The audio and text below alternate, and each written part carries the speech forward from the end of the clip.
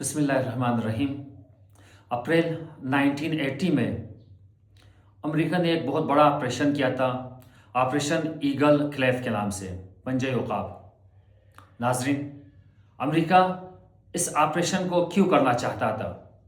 1979 میں جب انقلاب اسلامی کامیاب ہوا تو انقلابیوں نے وہاں امریکی سفارتخانے جو وہ جاسوسی کے ادارے کے طور پر استعمال کر رہا تھا، وہاں پہ انہوں نے حملہ کیا اور وہاں پہ تقریباً 55-60 ڈپلومیٹس کو انہوں نے یرغمال بنایا۔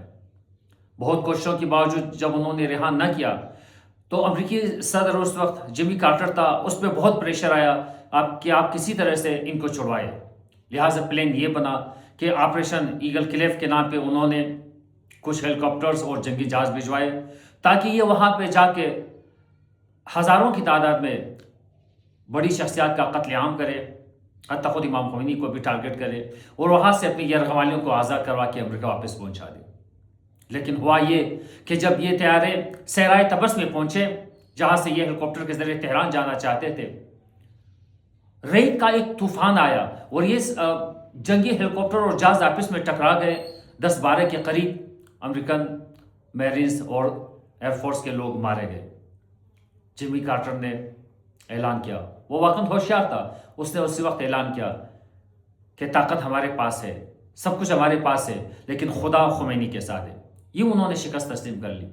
لیکن ٹرمپ وہ احمق ہے جو اس قدر شکست کے باوجود ماننے کو تیار نہیں۔ یہ جو گزشتہ دنوں طیارے کا واقعہ ہوا ہے، ایک F-15E جو جدید ترین طیارہ ہے امریکہ کا، $100 ملین کم از کم اس کی قیمت بتائی جاتی ہے۔ اس کا پائلٹ گرا تو انہوں نے 2 بلیک ہاک اور ایک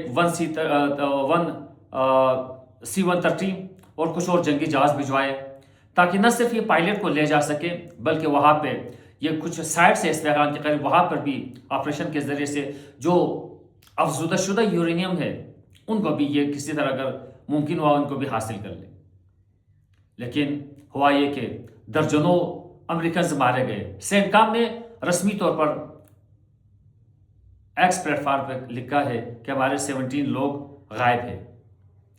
درجنوں کی تعداد میں اس آپریشن میں امریکن مارے گئے ہیں اور اب اس پہ پردہ پوشی کے لیے یہ واویلا رچایا جا رہا ہے کہ ہم پائلٹ کو بچا کر لے گئے ہیں۔